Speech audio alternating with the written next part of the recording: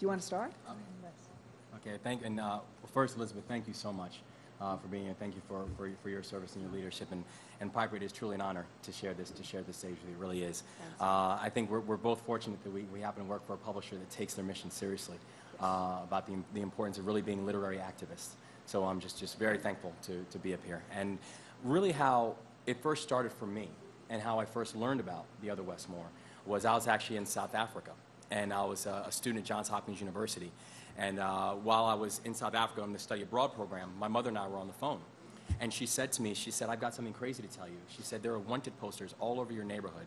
And the police are looking for a man with connection with the murder of a police officer. And they're looking for Wes Moore. And if you see him, please do not approach because he's assumed to be armed and very dangerous. And there was at this time I found out there was a 12-day national manhunt taking place for the tragic murder of an off-duty police sergeant who was moonlighting as a security guard, who was a 13-year veteran of the police force and a father of 5 who had triplets. And the reason he was working that day at the jewelry store was because he was trying to make extra money for his family. And after 12 days, they found the 4 people they were looking for, and one of them was named Wes Moore.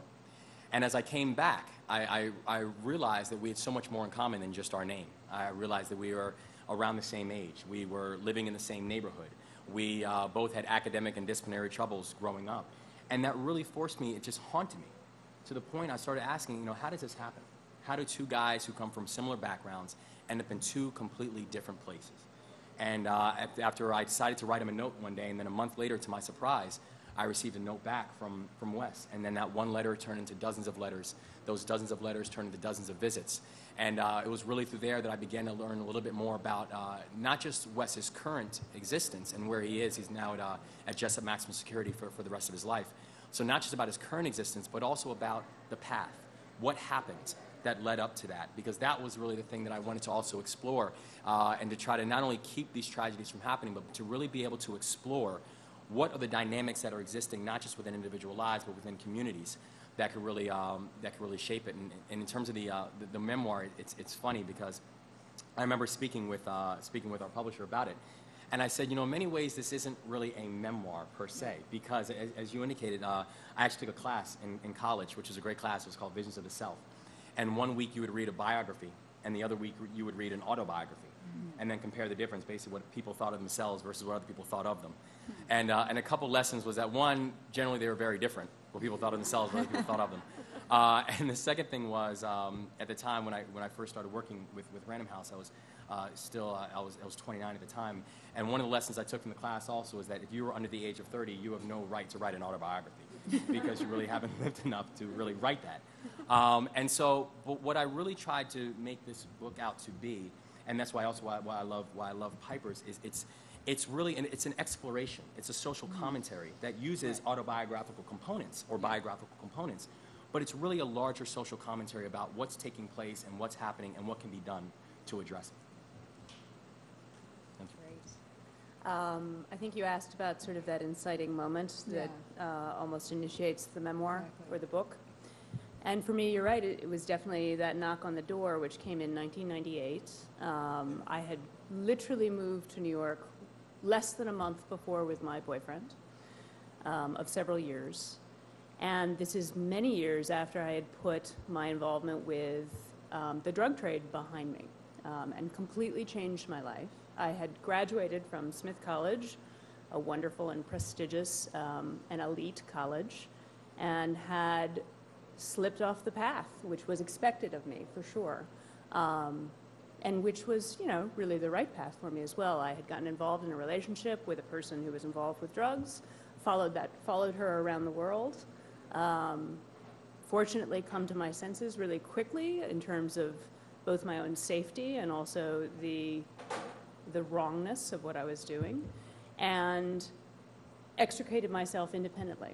Gone to California, recreated my life, met the man who I'm now married to, but years later, that knock on the door comes, and it's the most dramatic confirmation that the consequences of our actions will inevitably come back to us in one way or another, whether we're called to account in the most formal way in front of a judge, or the consequences of our actions come back in private ways all the time. So that process, that day that the knock on the door came, sort of an extremely warm May afternoon, was dramatic, and some federal agents showed up and very calmly and quietly told me I'd been indicted in federal court here in Chicago, and I needed to appear at my own arraignment or be taken into custody, and then they left, which is very unusual, by the way. Often people are taken away in leg shackles. And I don't think, even on that very day, that there was any question in my mind that the consequences would be very, very serious. And they were. Almost 6 years later, I walked into prison. There was a lengthy delay around my case. And the community of women that I found there, part of that time spent in a minimum security federal prison camp in Connecticut, but part of that time also spent in maximum security facilities in Oklahoma City and here in Chicago, blocks away from us, were not what I expected. They were not what I expected in terms of the people I met, nor were they what I expected in terms of my joining a community of women brought together by the consequences of our actions. Sometimes fairly, as in my case, and sometimes, you know, I would say unfairly. And one of the things that was important to me about telling this story, one of the motivating factors in terms of telling this story, was the opportunity to use my own experience and my own story, which is very specific, the story of a person who had every opportunity and screwed it up and failed rather dramatically, in contrast and comparison with the stories of the women that I lived with for over a year, many of whom never had a single one of the opportunities that I've enjoyed, and whose paths and trajectories are very much related to that lack of equal opportunity. Yeah, when in writing the book, we were talking briefly about this. So, how do you sort of construct it, and how can you look back? You mentioned letters. And here we are in this kind of, you know, everything is email and electronic, but you actually each have real letters. Can you talk about sort of drawing from those and what that experience was like? I can't overstate, in the condition of being a prisoner, how important correspondence in the most old-fashioned sense is to your day-to-day existence, and how the process of writing and receiving letters and engaging in that correspondence in a slow and hopefully mindful way is not just important in terms of maintaining your ties and your relationships, because it's one of the only ways that's available to a prisoner, but is incredibly important in terms of understanding your own life and the conditions of your own life in that moment in time, which is one of the reasons that Wes, you're reaching out to the other Wes, is so generous. And sort of just a staggeringly wonderful gesture to him.